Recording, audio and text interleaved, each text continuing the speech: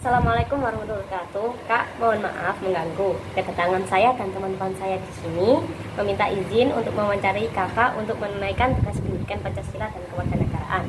Perkenalkan, nama saya Fida, Aisyah, Rifa.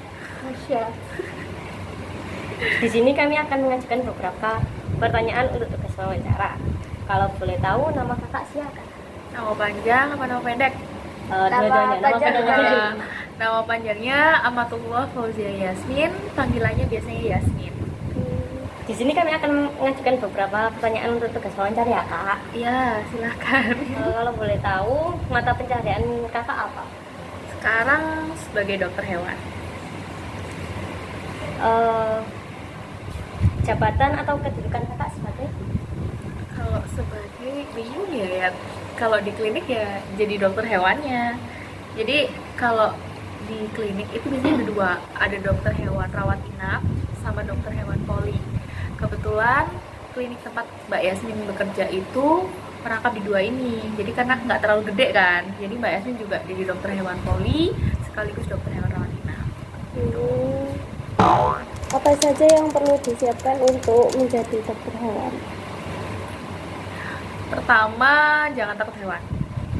Kedua, harus tatak. Karena kan kalau misalkan jadi dokter hewan itu kan kita jadi dokter urusannya sama nyawa.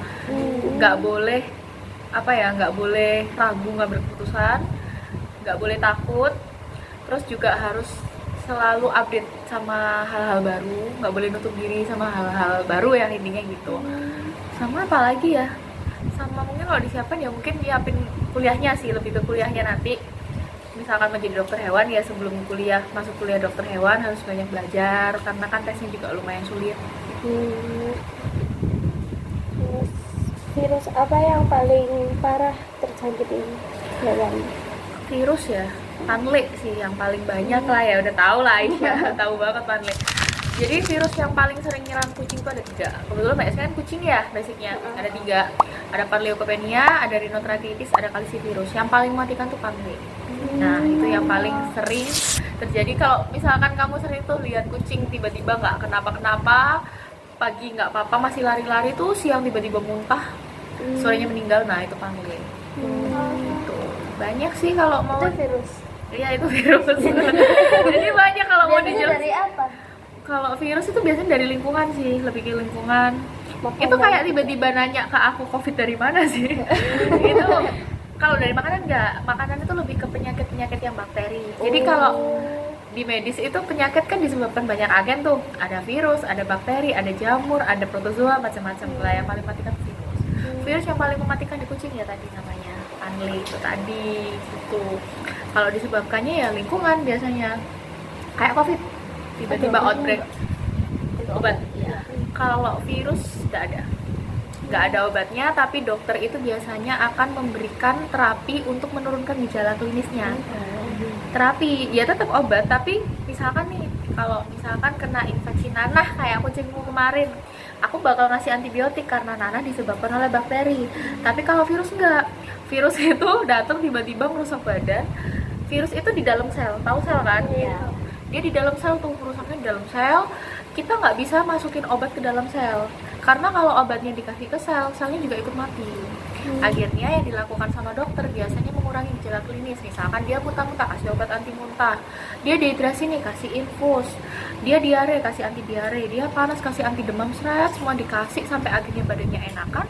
Kalau badannya udah enakan, baru deh nanti antibodinya itu dikeluarkan.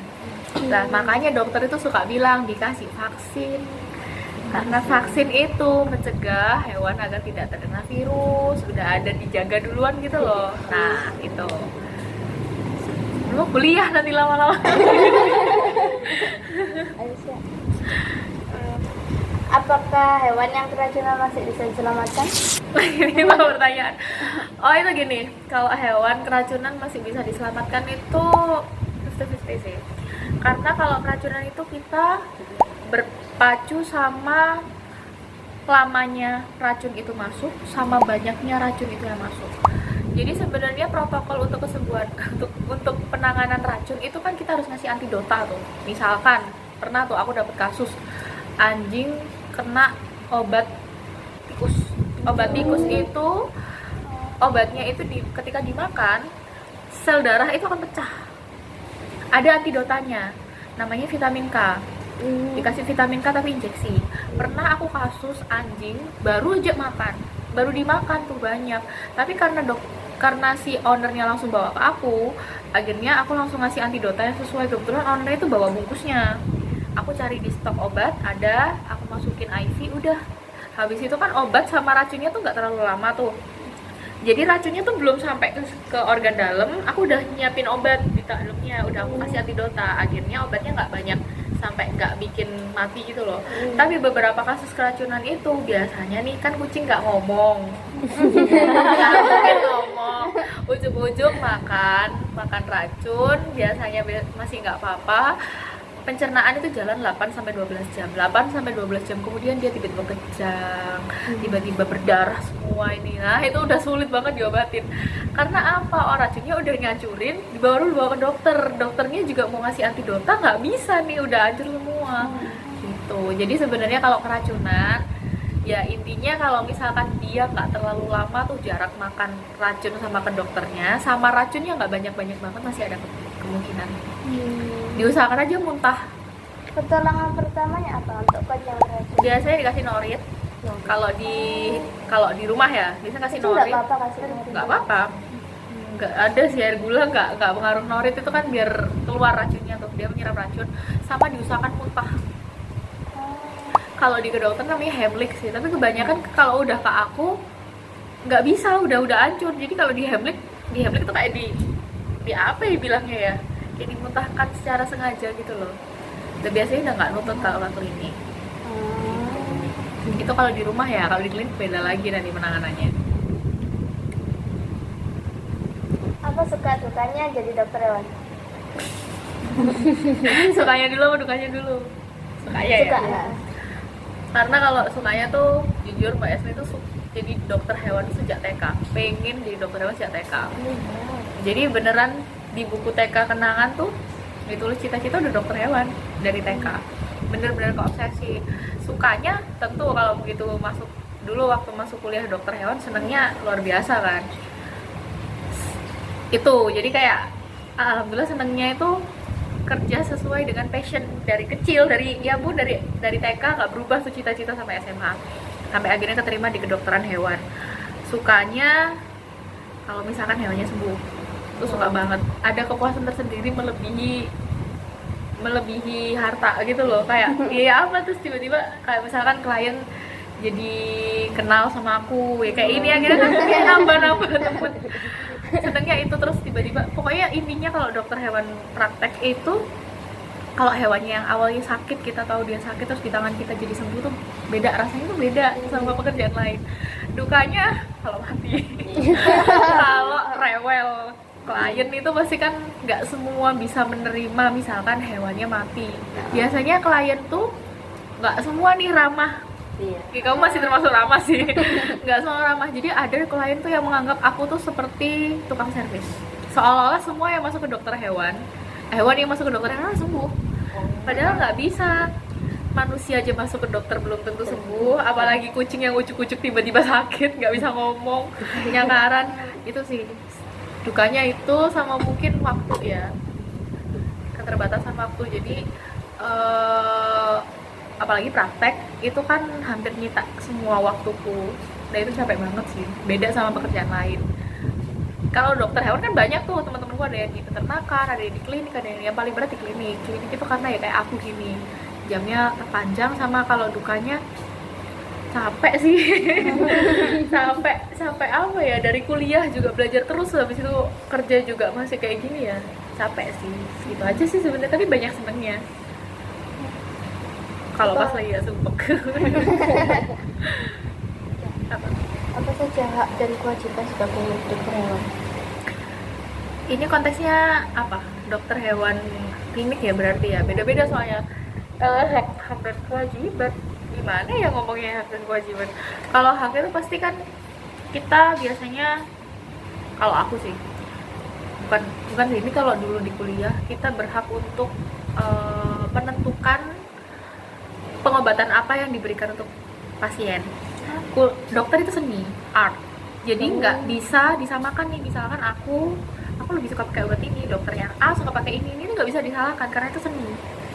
Makanya orang cocok-cocokan kan ke dokter, ada yang lebih suka dokter ini, ada yang lebih suka dokter ini. Nggak ada istilah dokter ini lebih baik daripada dokter ini, itu nggak ada. Haknya kita adalah ya kita bisa milih, misalkan ini aku suka nih kalau misalkan kulit aku lebih suka penontonnya pakai ini, itu nggak ada saklek, nggak ada ilmu saklek gitu loh. Jadi nggak ada yang salah, itu haknya. Kalau kewajibannya kita terikat sumpah, jadi sama kayak dokter umum, aku dulu juga disumpah, aku diambil sumpahnya.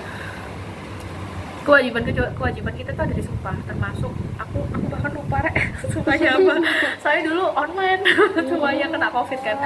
Pokoknya intinya sumpahnya tuh kita harus mengedepankan kesehatan pasien, pasti ya mengedepankan, maksudnya memprioritaskan. Cuma bedanya dia sama dokter umum, kalau dokter umum itu kesehatan pasien benar-benar nomor satu. Kalau dokter hewan, kliennya nomor satu. Jadi misalkan nih ada klien yang keberatan biaya, dia nggak bisa meneruskan pengobatan karena nggak ada biaya, dan kita nggak ada kewajiban untuk menyelamatkan hewan ini sampai final, sampai benar-benar sembuh.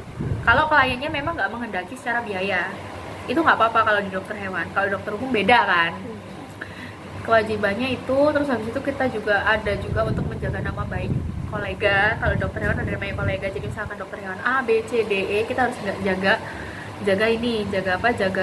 kehormatannya mereka, nggak boleh dijatuhin. Terus kita juga menjaga rahasia klien atau pasien kalau memang dikendaki ada rahasia. Terus kita juga nggak boleh asal ngasih obat, walaupun berhak untuk memilih, tapi kita nggak boleh asal. Itu sih kewajibannya. Beda-beda ya itu kalau klinik. Kan dokter hewan kalau misalkan kayak di dinas itu dia beda lagi kewajibannya, misalkan regulasi hewan ternak di daerah ini obatnya apa lah, itu beda-beda. Kalau aku sebagai dokter hewan klinik ya kurang lebih seperti itu, sama kayak dokter umum, sama kayak dokter praktek umum. Apa lagi? Apakah dokter hewan dapat memeriksa semua hewan atau setiap satu saja?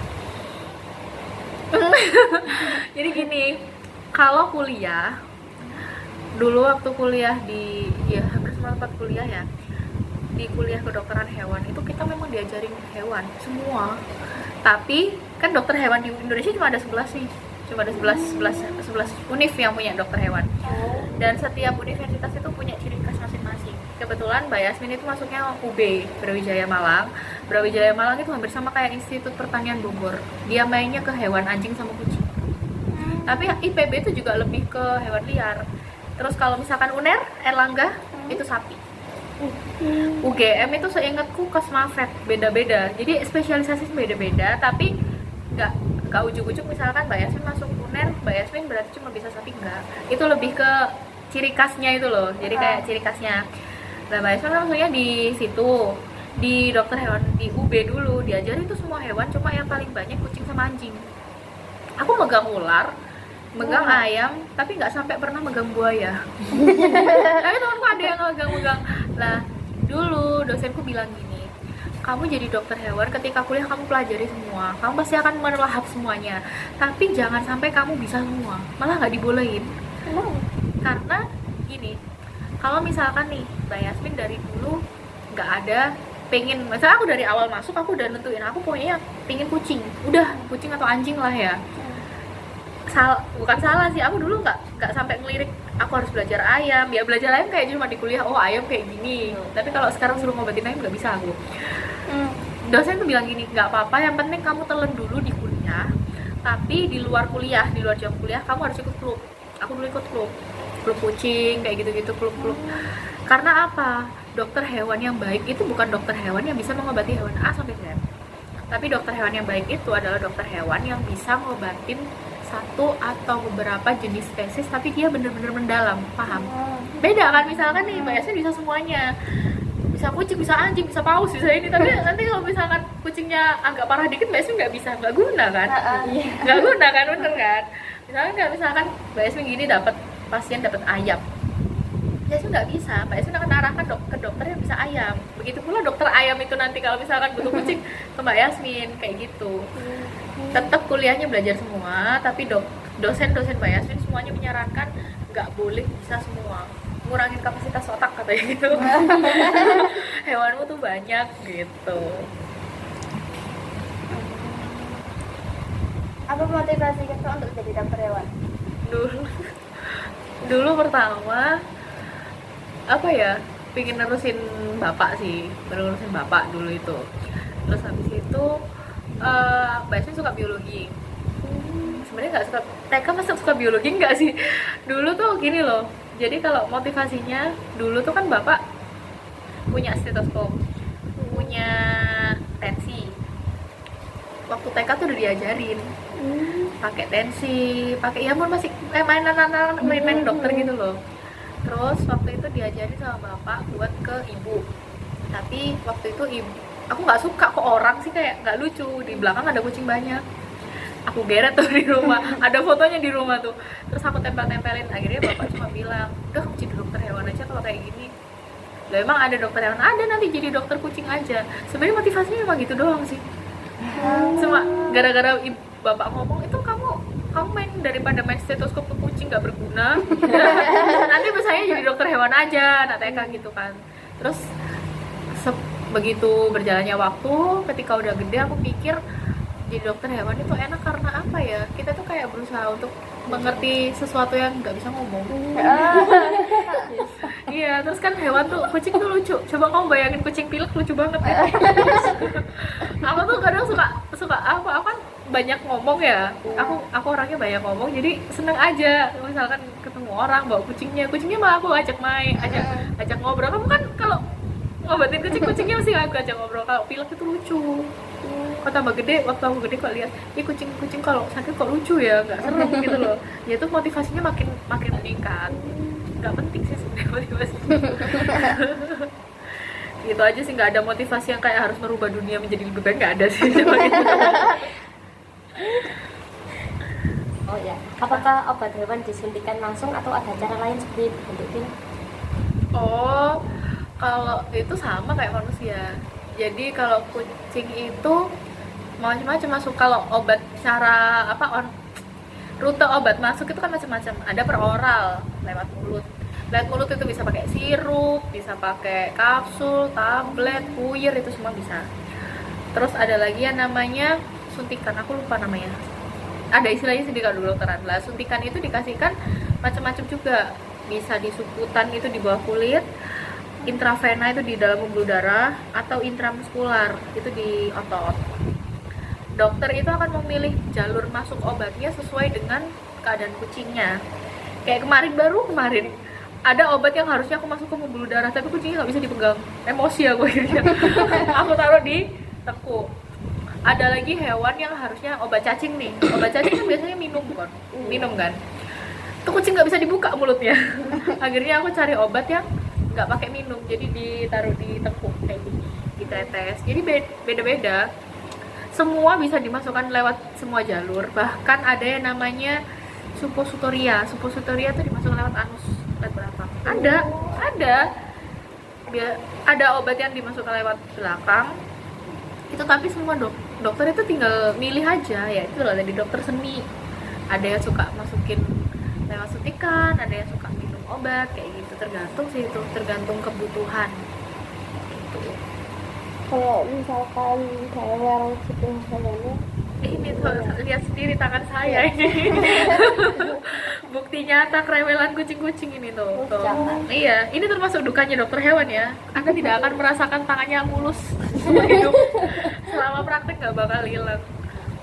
Rewel sih ada caranya. Jadi kalau di ilmu kedokteran hewan ada yang istilahnya handling. Handling itu cara kita untuk mengendalikan gerakan hewan. Beda kan kalau megang kucing gitu kan. Jadi beda sama orang biasa megang, sama orang medis megang. Jadi kita tuh diajari cara gimana caranya kucing ini tuh nggak gerak, tapi nggak terlalu menyakiti si kucing. Walaupun kadang yang ngabruk kucingnya kadang galak banget. Rewel ini tahu sendiri lah ya, kucing kalau nggak bisa didiemin.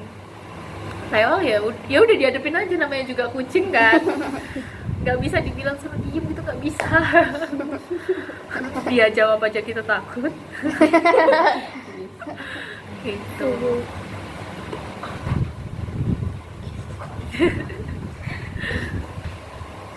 Mohon maaf kak, kalau boleh tahu berapa gaji selama jadi dokter? Aduh, nggak berani ngomong sih itu. Ya di atas UMR Sidoarjo lah. Berada kucing atau per bulan gitu? Kalau itu tergantung. Jadi dokter hewan waktu dikontrak buat di kliniknya itu ada 2 jenis. Ada dokter hewan yang memang dia sistemnya bagi hasil, ada yang dokternya sistemnya gaji. Kalau Mbak Yasmin pakai sistem gaji. Sistem gaji itu memungkinkan Mbak Yasmin misalkan nih dalam sebulan flow pasiennya tuh nggak banyak. Mbak Yasmin tetap ada di gaji aman. Jadi Mbak Yasmin nanti bakal dapat gaji pokok. Gaji pokok tuh kayak uang duduk lah istilahnya gitu ya, uang jaga lah. Nanti besar kecilnya itu akan ditambah setiap ada pasien. Jadi setiap ada pasien ada tambahan. Tapi kalau sistemnya bagi hasil itu dihitung per pasien yang datang. Tapi lebih besar daripada sih yang tadi sistem gaji kan. Cuma nggak enaknya kalau yang sistem bagi hasil, kalau misalkan dalam sebulan pasien kan, wah gajimu hilang gitu nanti. Gitu. Tapi kalau gajinya sih, kalau dibilang aku nggak bisa bilang nominal ya, tapi kalau misalkan dibilang dia di atasnya UMR Sidoarjo pasian, di atas UMR Sidoarjo. Terus juga kalau aku bandingin sama temen-temenku yang dokter umum, masih di atasnya kok. Dokter umum loh ya, bukan dokter spesialis ya. Kalau temanku di Jakarta udah sampai 2 digit. Teman-temanku di Jakarta tuh belasan juta udah sebulannya. Iya, makanya enak tapi stres. Cukup lah buat hedon kalau mau jadi dokter hewan. Kalau jadi dokter hewan itu ditempatkan ke satu tempat atau bisa milih sendiri? Jadi gimana ya, dokter hewan itu begitu lulus jangan anggap semua dokter hewan akan jadi seperti Mbak Yasmin, dokter hewan klinik. Enggak, dokter hewan tuh bisa milih misalkan aku pengen klinik, ya udah aku mau jadi klinik. Aku bisa, dia kayak temanku itu ada yang kerja di peternakan. Bayangin dia pegang 4 farm, 4 peternakan dengan populasi ayam 200.000. Dia bertanggung jawab atas ayam 200.000 gitu kan. Bayangin gajinya kayak apa itu. tapi beda. Jadi kalau misalkan kucing, kayak aku kan misalkan hewan sakit, aku akan berusaha gimana kucing ini sakit sembuhan. Tapi kalau temanku yang di peternakan enggak. Temanku yang pegang farm itu, kalau misalkan ada ayam nih sakit, ayamnya bakal dibunuh saat itu juga, dibongkar sama dia. Iya, dibongkarnya postmortem istilahnya. Postmortem itu kayak otopsi. Jadi tugasnya dia setiap minggu otopsi aja. Otopsi dilihat nih, oh lehernya di bagian tenggorokan, esofagus, ada bintil-bintil, oh sakitnya ini. Nanti dia laporan ke peternakannya, maksudnya ke farmnya itu dia laporan. Dia nanti akan dapat obat-obat yang mencegah teman-temannya itu biar nggak sakit, teman-teman ayamnya. Jadi ayam kan nggak dituntut untuk sembuh kan. Masa ayam sakitnya pincang mau disembuhin kan enggak. Beda-beda. Ada lagi temanku yang kerja di ini, dia bisa milih, temenku ada yang kerja milih di taman safari. Itu challenge banget tuh, cewek-cewek, cowok-cowok bisa masuk semua.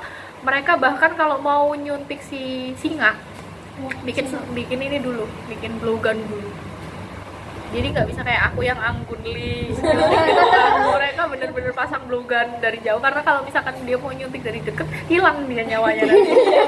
Ada juga yang cerita temenku baru kerja berapa hari di taman safari udah dikejar komodo, udah ada. Dia mau nyuntik, dia nggak tahu komodo tempatnya di mana, dia udah ngelihat temenku dikejar temenku, jadi muter arena. Ada juga yang kerja di peternakan sapi, ada kerjanya ditendangin sapi katanya sih. Ceritanya sih ditendangin sapi biasanya gitu. Ada yang peternak, ada di dinas itu biasanya nanti. Kemarin waktu ada penyakit mulut kuku tahu, PMK, temanku yang di dinas itu hampir setiap hari ngecekin ke peternakan warga-warga gitu buat ngasih vaksin, ngasih gitu. Ada dokter hewan karantina itu ditaruh di Uner apa? Juanda, Perak, Pelabuhan Perak. Itu tuh mereka tugasnya kan, kalau aku dulu di Juanda tuh kan sempet tuh waktu kita kuliah kan sempet belajar di sana. Waktu jadi dokter muda. Jadi waktu jadi dokter hewan itu ada 2 step kan, ada waktu jadi S1 sama dokter muda. waktu dokter muda aku pernah ditugasin di Juanda, itu ngeliatin ayam terbang dari negara apa ke sini. Sebelum masuk ke daerah Surabaya nih, kita harus periksa dulu. Nah, itu yang meriksa namanya dokter hewan karantina. Bahkan dokter hewan karantina itu ada yang dibekali sama pistol, kalau nggak salah ya. Biasanya dokter hewan yang dipegangi pistol itu dokter hewan yang di pelabuhan-pelabuhan itu, yang penyelundupan hewan-hewan. Kalau misalkan urusan sama mafia kan bahaya, ada yang bawa pistol. Dokter hewan TNI juga ada, ngurusi anjing sama kuda. Apalagi ya, banyak. Ada dokter hewan lab, temenku ada yang di lab manusia. Karena lab manusia itu biasanya untuk uji obat, sebelumnya dia harus diuji ke hewan. Akhirnya temen gue yang punya. Kalau orang kan lihatnya paling dokter hewan ya kayak aku gitu kan, klinik. Enggak, sebenarnya dokter hewan itu luas banget. Kamu mau kerja apa aja tuh. Bahkan temenku ya, nggak ada yang nganggur itu biasanya karena dia males. Maksudnya nggak ya nyari kerja emang. Nggak ada yang nganggur karena misalkan kita lepas dari satu pekerjaan lain akan. Makanya saranku nanti kalau kuliah, kalian kalau bisa jangan sampai ambil kuliah yang jurusannya itu umum, sama nanti terlalu banyak orang di situ, karena kan semakin lama nih berkembang loh. Takutnya nanti kalau waktu kerja kalian bakal kesulitan karena saingan kalian banyak. Kalau kayak profesi gitu kan enak kan, misalnya dokter hewan gitu kan, misalnya kita lepas dari satu pekerjaan lain kan ada yang nunggu, orangnya dikit. Yang dikerjain juga banyak. Cuma sabar aja, kuliahnya 6 tahun. 6 tahun aku dulu kuliah jadi kayak SD. lulus. Gitu. Kan biasanya kan dokter kan ada suster. Itu ada nggak? Ada dong kita ya, siapa? Mas Udin. Oh iya.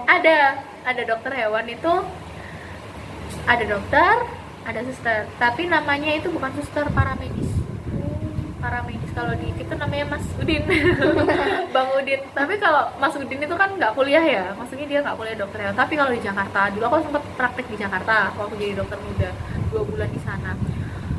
Itu yang jadi perawatku itu itu ya perawat hewan. Kuliah perawat hewan itu ada 3 di Indonesia, ada di IPB, UGM, sama UNER. Nama jurusannya D3 paramedis hewan. D3 paramedik hewan. Tugasnya mereka diajarin handling, mereka diajarin macam-macam, mereka diajarinnya tuh, tapi nggak jadi dokternya gitu. Aku di Jakarta manggil suster sama PM. Kalau cowok namanya paramedis, kalau cowok aku manggilnya PM, cewek manggilnya sus. Ya ada susternya, mereka sekolahnya 3 tahun sekolahnya. Tapi nggak kerja di klinik tok ya. Jadi kalau misalkan paramedis hewan itu, dia kalau misalkan di klinik dia memang bakal jadi paramedisku, biasanya yang bantuin aku buat nyuntik apa-apa. Kalau misalkan di aspek lain dinas, biasanya dia bantu untuk inseminasi buatan. Kalau inseminasi buatan, kawin suntik. Nah, dokter yang ngarahin, mereka yang ngelakuin. Ada. Enak kok, kayak lebih enak daripada perawat katanya temenku. Dan biasanya paramedis tuh lebih takut daripada dokter ya. Sama kayak di rumah sakit gitu kan, dokter sama suster kan masang infus pinteran susternya kadang. Dokternya kan sebenarnya, kita dokter itu kan cuma kayak ngarahin, tolong ini. Yang ngelakuin kan banyak.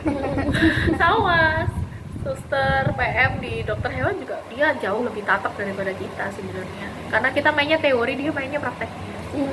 Ada kok. Apa perbedaannya? Berdiri laki sama perempuan? Kalau laki diambil titiknya, kalau perempuan ambil rahimnya. Gimana?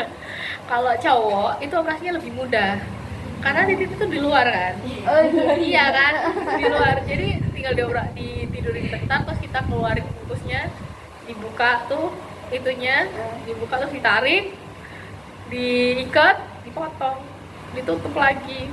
Gampang kalau jantan. Kalau betina, kamu harus bius total, perutnya dibelek, kamu harus bisa bedain tuh usus sama rahim yang mana. Jangan sampai salah. Kalau udah ketemu, diangkat, diikat, dipotong, dijahit. Padahal perut ini lapisannya ada 3, jadi kamu jahit 3 lapisan.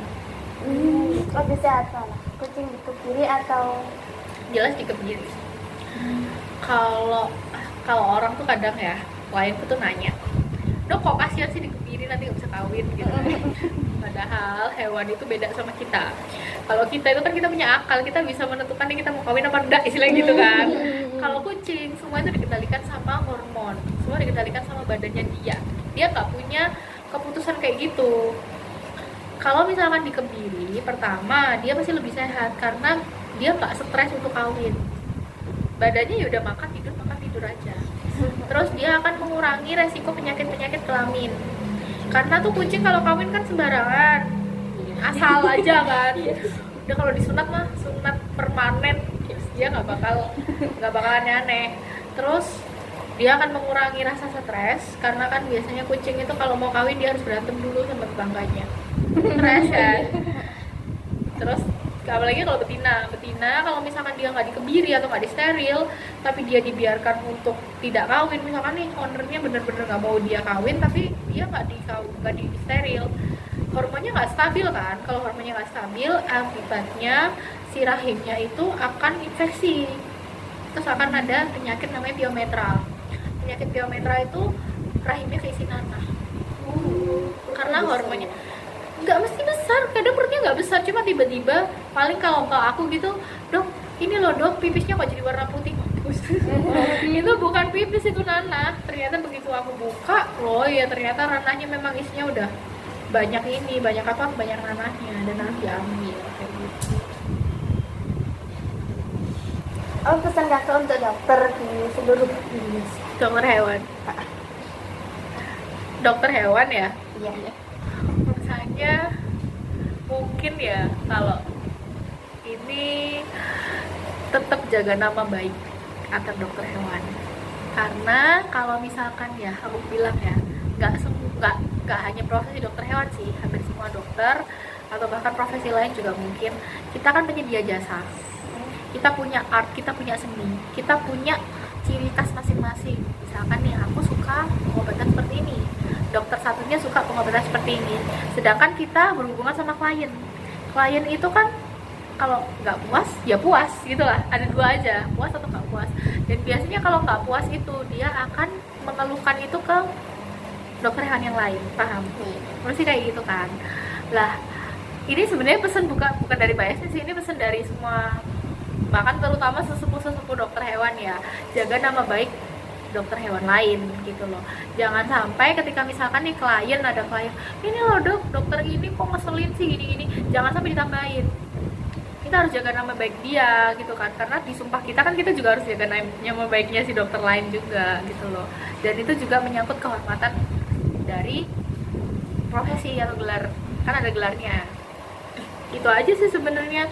Kalau masalah keilmuan yang ikut, pokoknya intinya harus jaga nama baik antar dokter hewan, karena setiap dokter hewan pasti punya dia pasti punya ini loh, pertimbangan tersendiri. Misalkan nih ada satu kasus yang kalau misalkan aku ketemu pasien ini ya mau nggak mau diamputasi, tapi ada dokter yang bilang enggak, ini nggak diamputasi, ini bisa diselamatkan tanpa amputasi gitu.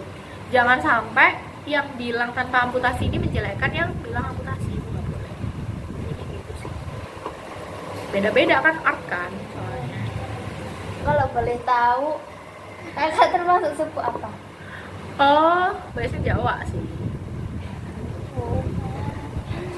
Oke, kami mewakilkan dari seluruh teman-teman yang nggak berhalangan untuk datang. Terima kasih atas waktu yang diluangkan sama Mbak Yasmin. Iya, sama-sama.